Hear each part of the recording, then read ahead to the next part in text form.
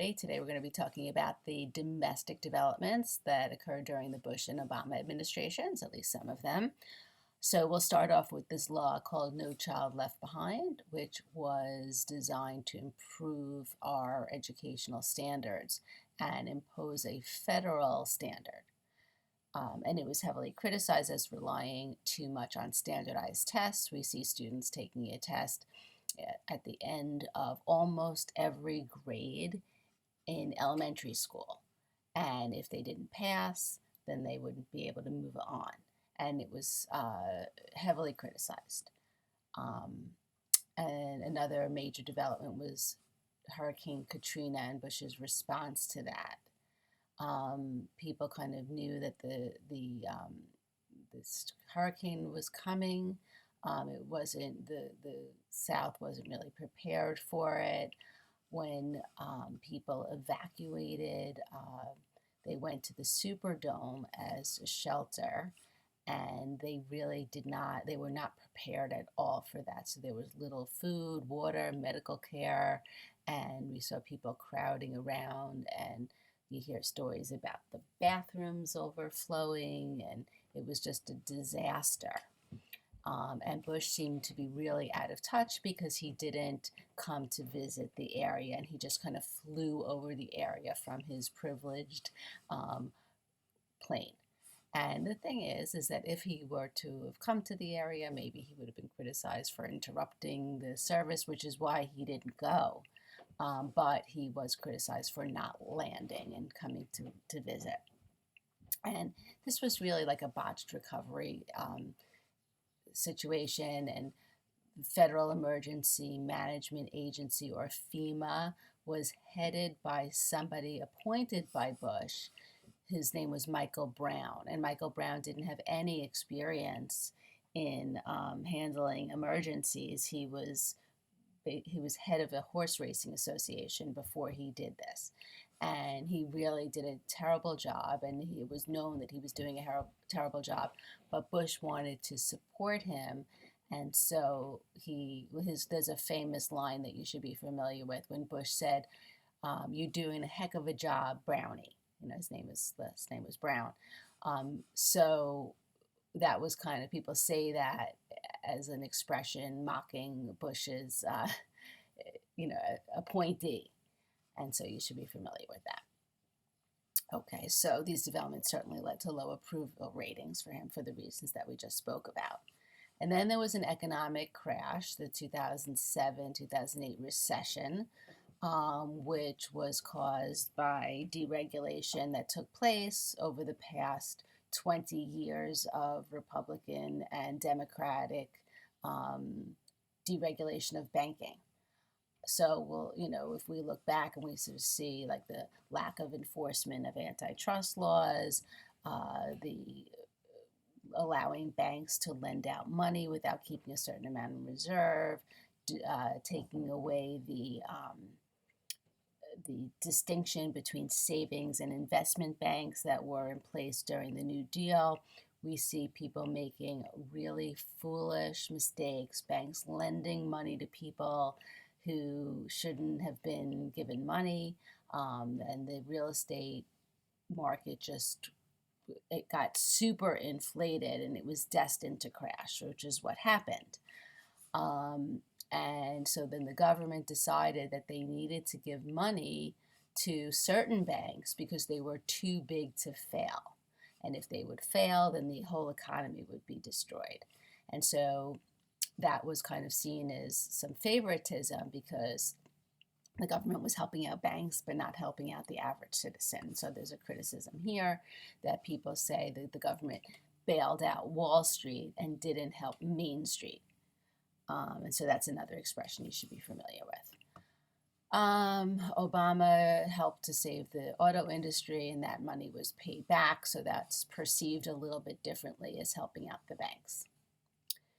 Okay, then we also have Obamacare, which is officially called the Affordable Care Act, and this is a law that was designed to provide more health care for people, but not take away private health insurance.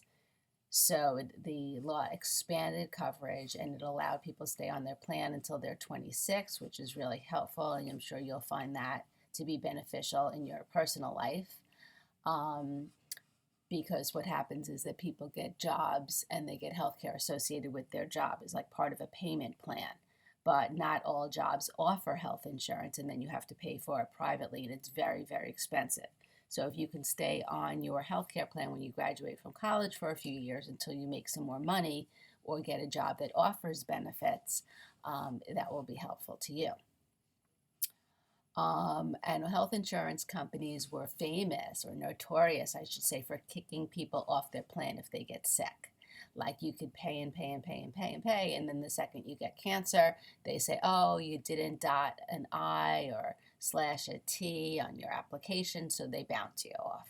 And then you had no money and you go bankrupt from getting sick.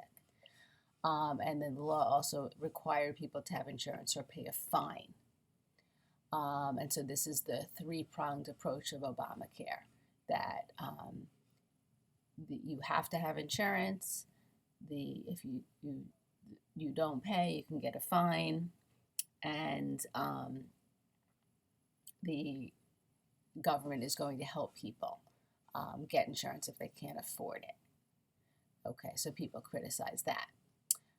Saying that forcing people to buy a certain product infringes upon liberty. That's a partisan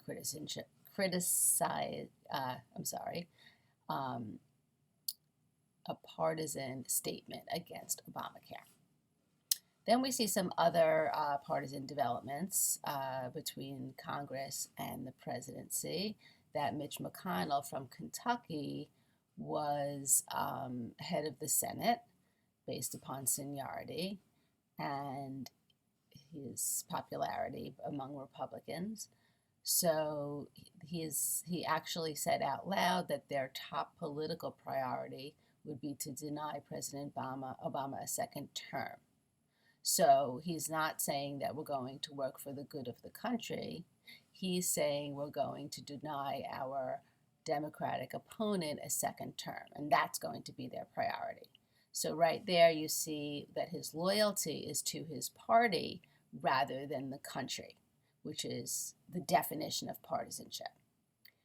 Okay, and so Congress, controlled by Republicans, tried to prevent Obama's goals from being enacted, and so Obama felt that he had no choice but to use executive orders to get things done. And one of the most controversial things that he did was to pass a law called DACA, which is sometimes called the Dreamer Act, and that allows children brought to the country illegally to not have to worry about being deported. So if somebody was brought over illegally as a child, if they're 2 years old and they grow up thinking that they're an American citizen, that they don't have to worry about getting kicked out.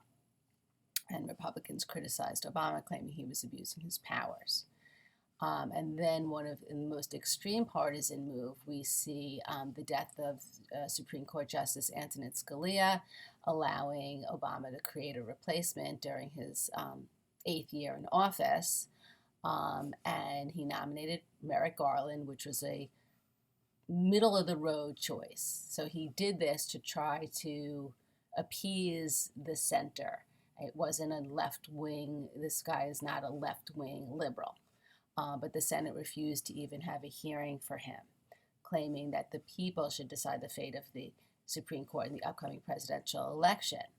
But somebody who voted for Obama might claim that we already did decide the fate of the Supreme Court when we chose Obama for his second term.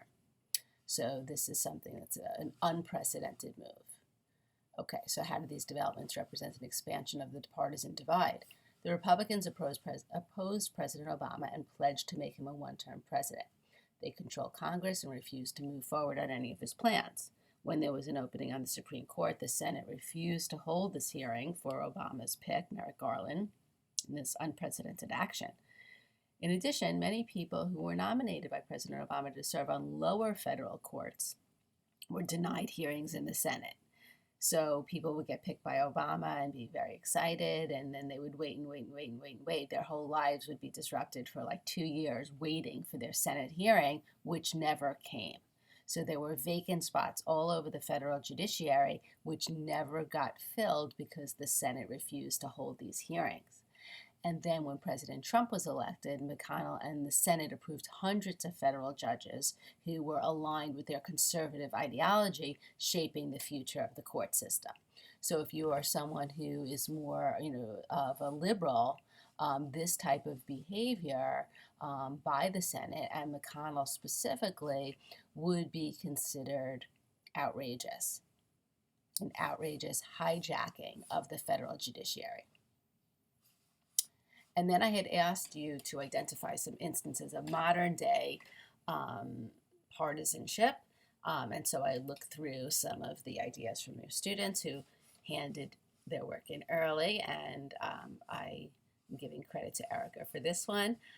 She said during the Trump impeachment, every Republican except one voted to acquit him just because he's also a Republican. And then during the COVID-19 pandemic, Republicans did not take the outbreak seriously, and most did not view it as a major threat to public health, while most Democrats do. Many Republicans are eager to lift regulations, while most Democrats don't want to lift the restrictions too quickly. So we see this here. Okay, so I'd like you to write an AIM response to this question, and have a great day, everybody.